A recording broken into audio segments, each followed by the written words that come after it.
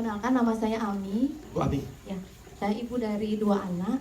Oke. Anak saya pertama itu usianya 16 tahun, anak saya yang kedua. 16 tahun? Ya, Ibu masih muda sekali. terima kasih. Habis ini kita bicara tentang itu ya. Bagaimana caranya supaya saya bisa seperti itu. Baik, lanjut. Bapak-bapak senang gitu ya, punya suami, punya istri awet muda ya. Anak saya yang kedua usianya 12 tahun. 16 dan 12 ya, silakan. Awalnya semua berjalan lancar, tidak ada masalah. Seperti lagu yang mulanya biasa saja. Anak saya yang pertama itu artinya kemampuannya sangat menonjol. Kemampuan apa ya? Kemampuan berbicara, kemudian memimpin. Baik. Pernah saya Kalau yang kedua?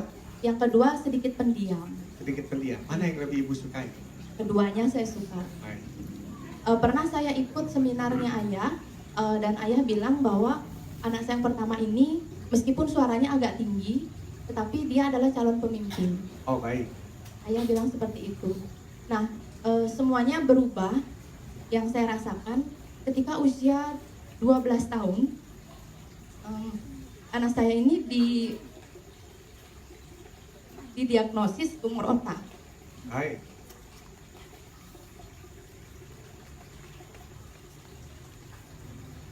16 tahun, berarti usia 16 tahun, didiagnosisnya usia 12 tahun. Baik. Kemudian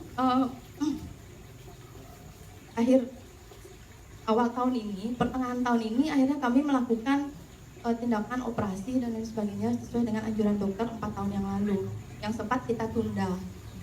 Nah, akhirnya setelah dilakukan tindakan itu justru semuanya dia hampir kehilangan semua kemampuannya, termasuk berjalan, kemampuan bicara, kemampuan berkomunikasi yang hari ini mungkin masih tahap untuk pemulihan gitu ya. Yang saya yakini mudah-mudahan nanti memang kedepannya bisa kembali lagi seperti semula. Nah, pada saat kejadian itu saya sempat bertanya kepada orang pintar gitulah istilahnya. Habibi.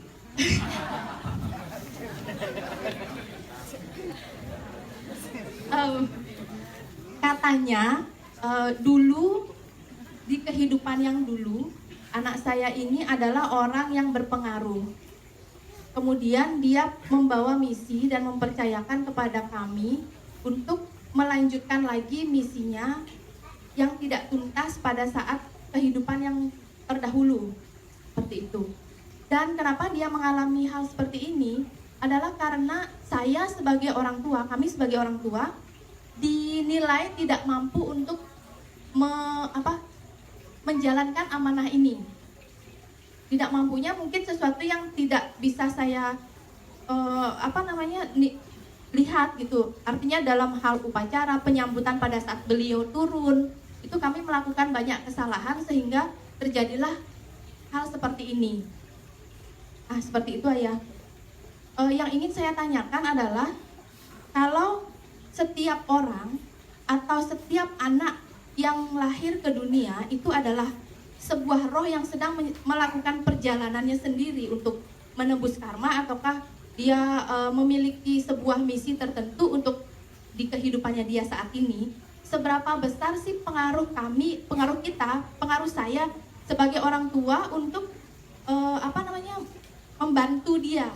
Karena pada saat saya bertanya itu hampir katanya anak ini pulang kembali karena ketidakmampuan kami untuk melakukan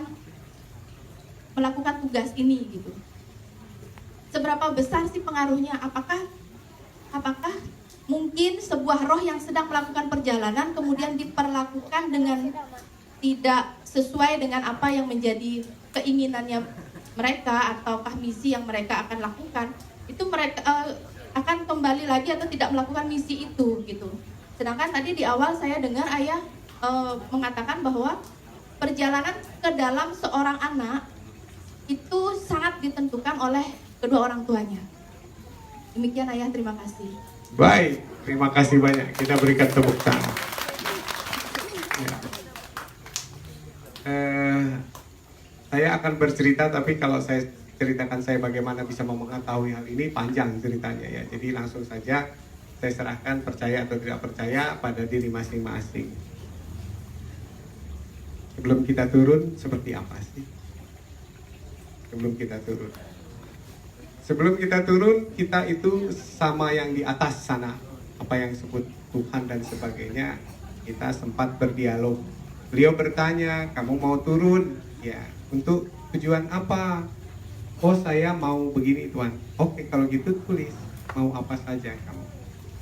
Nah, ketika mau apa saja itu, yang pertama adalah dia membuat misi hidupnya. Saya ingin ini begini Tuhan.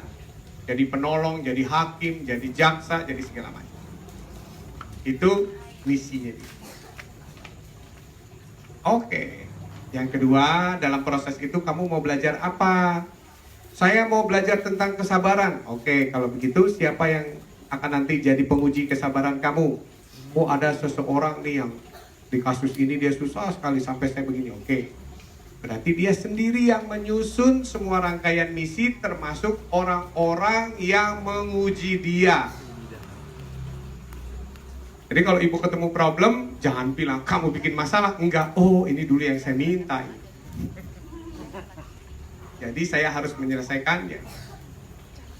Karena kalau di sana semua kan masih imajinasi. Sabar itu apa? Sabar itu terjadi ketika di dunia kita ketemu orang yang gak sabaran. Itu melatih kita sabar. Sama misi. Ya, kedua, orang-orang yang akan menjadi penguji. Jelas ya? Oke, yang ketiga adalah siapa orang-orang yang akan membantu supaya misimu terwujud. Yang pertama, dari lingkungan dalam dulu, kamu mau orang tua yang seperti apa? Ah, yang ini nih. Yang kedua, bapak yang kayak gimana? Yang ini nih, perlu saudara nggak? Perlu, ini. Jadi ketika kita mau turun itu ada setting up yang kita sebut sebagai blueprint hidup kita.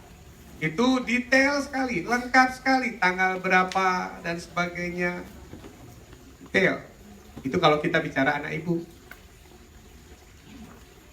Apa yang kamu minta dari kedua orang tua kamu? Nah, nanti kalau saya sedang menghadapi ini, ibu saya hendaknya begini, ininya begini, bapak saya begini. Oke, itu plan anak ibu. Nanti sama Tuhan dipanggil, Bu, sini sih Bu, nih ada orang yang membutuhkan ibu. Dia begini-begini plannya, coba ibu baca. Mau nggak jadi ibunya? Sanggup nggak untuk jalanin skenario ini? Oh, saya sanggup Tuhan. Oke, kalau gitu deal, ibu kamu dia, cret. Bapaknya dia, cret. Adiknya dia, cret, dan sebagainya. Semuanya sangat detail. Itu namanya grand design seseorang sebelum inkarnasi. Jadi dia punya jelas sekali itu. Makanya saya punya metodologi untuk mengingatkan dia lagi akan plan-nya, disebut sebagai destiny, takdir. Makanya yang disebut pemetaan kemarin yang kami lakukan di Seminyak itu adalah membongkar kembali rencana hidup seorang anak, life plan. Tadi kalau ibu bicara tentang sekolah, harusnya sekolah itu mengerjakan hal itu, membongkar kembali. Kenapa? Karena ketika anak dilahirkan dia lupa semuanya tentang plannya dia sendiri yang sebenarnya sudah detail. Sampai di sini masih bisa mengikuti? Jadi anak kita sudah punya plannya disetujui oleh Tuhan, dan plannya itu ada plan pribadi dan plan grup dalam satu keluarga, plan teman-teman, plan sekolah, plan guru, plan termasuk nanti ketemu ayah ini kalau ada masalah. Nah, kira-kira gambaran itu sepertinya ketika udah siap semua diturunkan satu-satu. Ibu dulu turun, jret. Calon suaminya diturunin, jret. Baru nanti calon anaknya, jret. Baru mereka ketemu, mewujudkan yang disebut sebagai rencana atau grand design. Kita menyebutnya rencana karmik atau mission and karmik. Pertanyaannya, kenapa kita buat sendiri dan direstui Tuhan dan sebenarnya kita satu keluarga saling mengetahui dan kemudian lupa? Kenapa coba? Ada yang bisa jawab? Saya kasih anggur atau jeruk.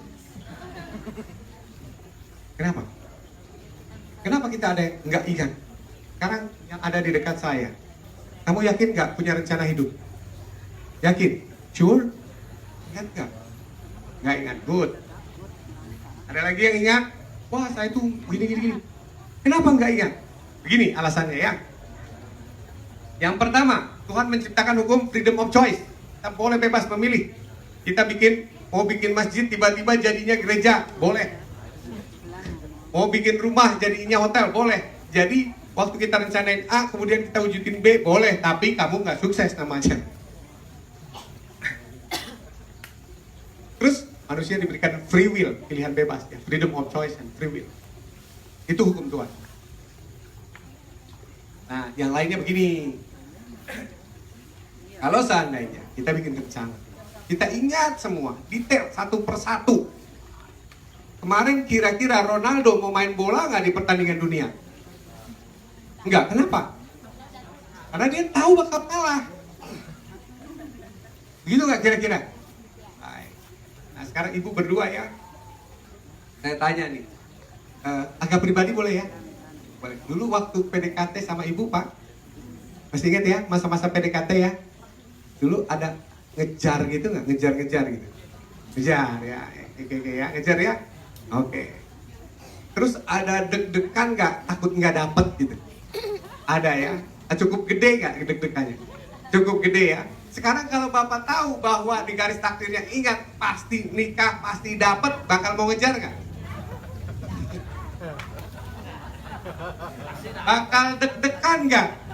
Enggak, udah tahu kok dia bakal nikah sama saya tanggal sekian, bulan sekian, dia adalah jodoh saya, so what gitu loh. Nah jadi, the game is permainan Tuhan adalah, nah pernah lihat nggak ada iklan yang begini? Ekspresinya mana?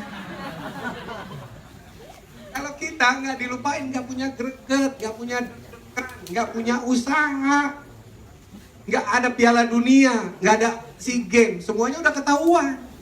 Siapa yang bertanding, siapa yang menang, siapa yang kalah. Nggak akan ada pemilihan presiden, nggak akan ada hoax. Iya, karena udah tahu kan siapa yang menang, siapa yang kalah. That's the game. Ini adalah dua perwujudan dengan effort. Iya, jelas ya, hukumnya seperti itu. Kemudian, ketika sudah turun ke dunia, lupa. Wajar nggak kalau kita bilang begini sama Tuhan, Tuhan kita udah bikin rencana semuanya, terus dibikin lupa. Nanti kalau nyasar gimana? Pasti nyasar dong ya. Gitu nggak kira-kira? Oke, gini kata Tuhan ya. Saya tahu kalau orang nggak pegang peta itu pasti nyasar. Makanya aku akan lengkapi dirimu dengan peta-peta. Peta pertama, peta casing. Peta casing itu gunanya untuk kita bisa melihat, ini kalau anak casingnya kayak gini, ini kelebihan kekurangan seperti ini, wah besarnya jadi ini. Nah itu yang saya pelajari 16 tahun. Makanya saya bilang tidak ada anak bermasalah, yang ada kita nggak bisa baca peta casingnya. Anak bermasalah datang kepada saya, jadi nomor 1, jadi beasiswa, jadi ini. Di mana letak kesalahannya? Nah, jadi Tuhan kasih peta casing. Terus yang kedua, peta perilaku, sifat. Kita itu dilahirkan dengan sifat, nggak dibentuk sifat itu. Dari kecil ya kalau keras ya keras gitu. Paling kita bilang, oh mirip bapaknya, gitu kalau keras ya. Kalau cerewet mirip ibunya, gitu. Nah, itu peta.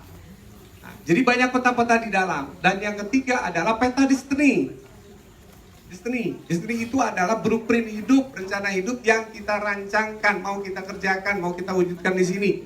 Nah, ketika kita lupa, akhirnya kita bergerak berdasarkan insting.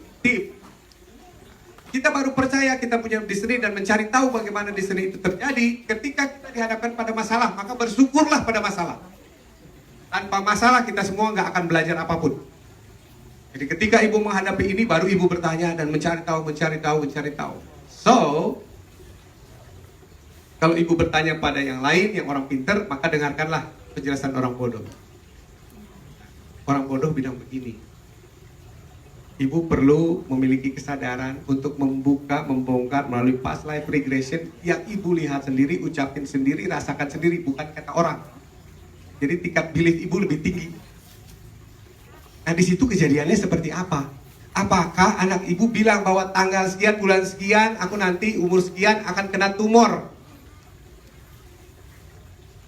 Terus lesson dari tumor itu apa? Karena life is only a lesson. Hidup ini cuma pelajaran. Karena saya membaca regresi orang, ada yang ketusuk, matanya jadi buta, itu sudah permintaan dia. Di tanggal sekian, bulan sekian, detik sekian akan ada panah menancap di sini buta. Nah, di situ dijelaskan lessonnya apa. Terus peran orang tua harus apa seperti itu.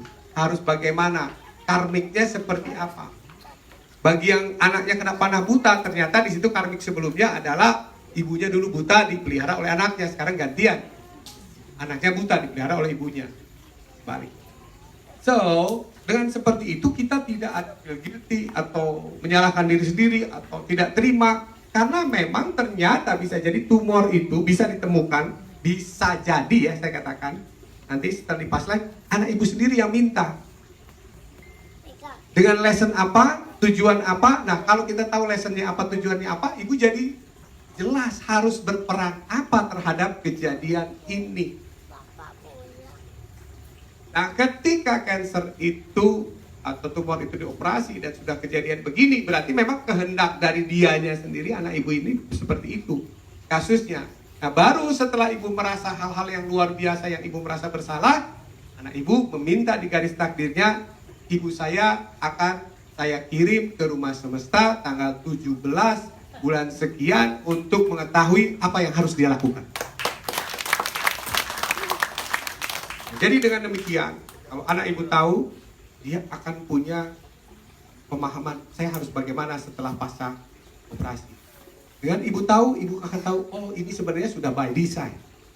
Lessonnya ini, peran saya ke depan, ini, target saya ini, target anak saya ini. Jadi peran saya adalah sesuai dengan apa yang diinginkan oleh anak saya. Peran suami apa? Peran ini. Nanti akan berjalan dengan indah sekali. Kenapa? Karena pemahaman, karena kesadaran. Dan kenapa saya menggunakan metodologi past life regression, bukan bertanya pada orang pintar. Karena kalau orang pintar kan dia yang bilang. Tapi kalau past life, ibu masuk ke dalam kehidupan yang ibu alami itu. Tiap orang nanti beda-beda. Ada yang seperti TV, ada yang seperti masuk involve, ada yang seperti pikiran mengalir dan sebagainya. Kalau saya orangnya auditory visual. Jadi kalau di past life itu saya akan melihat gambar dan gambar itu akan kelihatan di mana, di Jepang di mana, kemudian ada orang sedang apa, walaupun mukanya beda, itu langsung tek connect saya yang itu.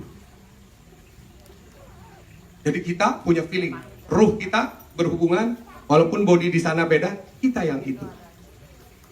Misalnya satu contoh, kenapa saya selalu berada di kaki gunung, paling suka. Saya pernah jadi sauli, pernah jadi apa yang di Jepang, samurai, itu tinggalnya di kaki gunung. Saya pernah jadi pendeta Hindu, tinggalnya di Himalaya. Jadi selalu gunung, dan akhirnya secara reflektif, instinktif, ruh saya yang sekarang menyukai sekali gunung ketimbang pantai. Nah, jadi apa yang perlu nanti ibu lakukan adalah mengikuti past life regression kalau ibu mau ya. Bersama orang-orang yang ibu anggap membutuhkan itu biar punya kesadaran yang sama. Prosesnya nanti direkam, handycam, di double pakai tape recorder. Nah, karena bisa jadi setelah past life ibu lupa semua, tapi bisa jadi ingat sebagian, bisa jadi parsial, tapi rekamannya itu adalah utuh. Dan saya selalu memegang rekaman past life saya atau past life klien saya. Kalau misalnya itu sudah diterima secara sadar, penuh kesadaran, ya rekaman itu tidak diperlukan lagi. Seperti itu. Dan hasilnya insya Allah akan sangat indah sekali. Tidak ada rasa bersalah, tidak ada ketakutan, dan makin jelas kita harus berbuat apa dan apa yang harus kita lakukan. Begitu kira-kira itu. Bagaimana kalau seandainya orang yang di past life itu kan sekarang kemampuan bicaranya? Oh, yang di past life ibunya. Saya yang di past life. Iya. Karena begini ya, ayah, ibu, bapak, anak itu memegang skenario yang sama dan saling mengetahui. Jadi siapapun yang di past life hasilnya sama. Gitu. Karena ketika mau turun tadi saya katakan kan udah berempat sama Tuhan atau sama yang di sana. Nah, siap ya semua ya, skenario-nya begini ya, grouping ya. Oke. Siapa yang lahir duluan? Kamu, ayo turun. Des, ya inkene.